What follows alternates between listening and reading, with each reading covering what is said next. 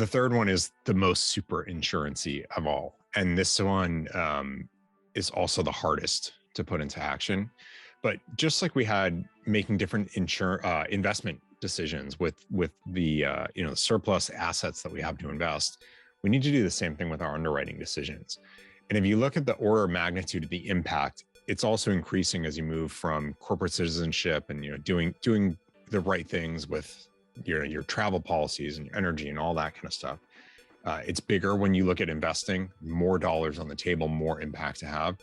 It's massive when you look at what our underwriting decisions do on ESG. The reason is, you look at the global economy, I had the number on the top of my head, it's 80 something trillion dollars. Like, it is massive.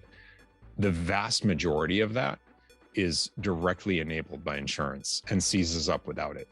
Basically, everything that isn't government is directly fueled by insurance and can't go on without it. And much of what the government is spending on also is driven by insurance, because all those public works projects and all of these things have insurance. Those contractors that they're hiring, the defense spend, there's insurance policies making all of those things possible. And governments use a lot of energy, and they have a lot of energy policies, and they have stores of energy. We've got strategic reserves of oil and all that kind of stuff. Insurance keeps all those things moving. So it's almost 100%. I actually struggle to think of areas where insurance has nothing to do with each dollar of the economy, but I don't know everything. I'm sure there's some pockets where it's not 100%, but it is by far a much bigger number.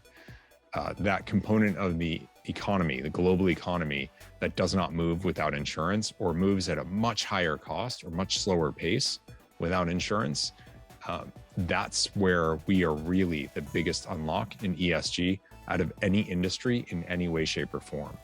And that's why I think this is 100% at our front door, and also means we have tremendous power and responsibility to make an impact through the decisions we make when it comes to wielding that capacity pen.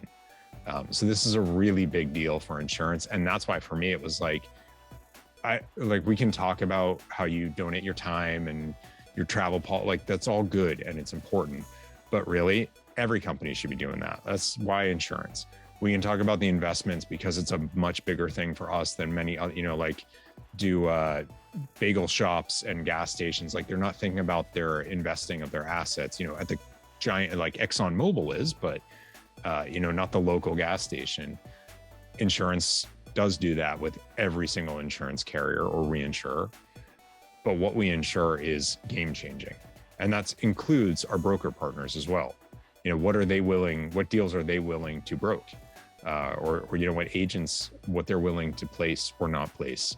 That's really critical. So all of us in this ecosystem genuinely have a very strong hand in the direction of the global economy, and whether it's moving us forward on ESG issues or not. Because this is a huge issue. And this is kind of that time where we get to, and the get to is a key, we get to make a choice about how we navigate it, versus we arrive at that moment where it's now too late and we have to figure out how do we survive, which is a very different kind of decision than how do I find opportunity. And that's why I just feel like super critical timing and really important for the insurance industry, especially in the US, where we haven't been as quick to embrace it. Really important thing for us to start to think about. That's Bryan Falchuk, and I'm Emma Roloff from Navient, and this is the future of insurance.